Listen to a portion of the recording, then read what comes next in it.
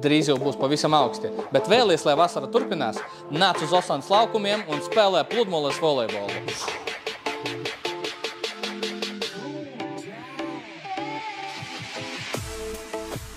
Mans vārds Toms, es nodarbojos ar pludmales volejbolu jau apmēram gadus 20.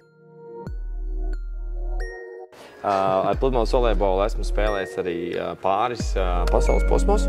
Esmu arī Eiropas čempionātā piedalījies. Nav bijuši augsti rezultāti, bet ir bijušas spilgtas spēles. Ar Latvijas čempionātā gan ir bijuši kaut kādi sasniegumi. Esmu vicečempions 2021. gadā ar Andreju Sandri, bet principā es esmu tāds entuziasts, kas ir principā tāpatās kā jūs.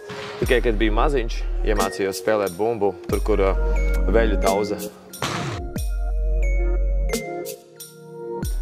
Īstenībā ļoti labs jautājums, Edgar. Tas noteikti ir tas, ka tas ir viens no seksīgākajiem sporta veidiem pasaulē.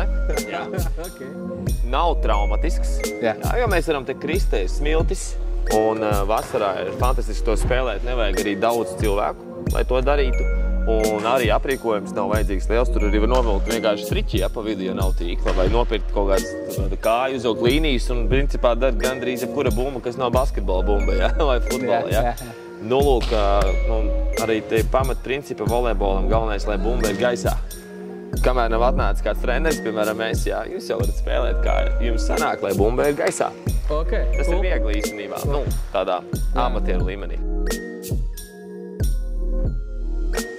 Jāsāk ir noteikti ar to, ka mēs nevis pārsvarā, bet vienmēr sitam bumbu.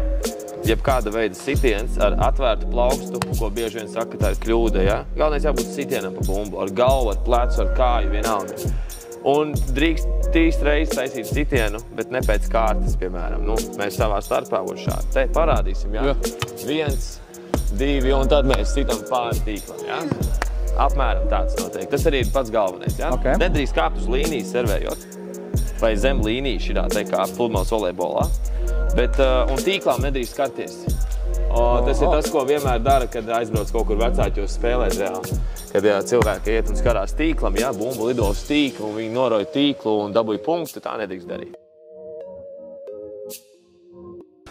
Mēs nostājamies un pagriežamies ar ceļiem un gurniem pret tev vietiņu, kur mēs gribam servēt, piemēram. Tas ir Edgars. Edgars, nostājies lūdzu tajā vienā pusītē, Jo mēs spēlējam 2 pret 2, un mēs stāvam katrs savā pusē, Pagriezies pret mani, jo tu gaidi servi.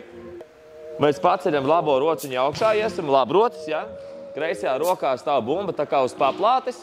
Ir īsts pametiens un as sitiens ar plaukstiņu, Stingri apstādinam plaukstiņu. Un viss. Tas īstenībā ļoti vienkārši. Rekur, mums ir liels piemērs. Tur ir meitenes, kas ir uzsākuši trenēties apmēram 3 mēnešus vai 4.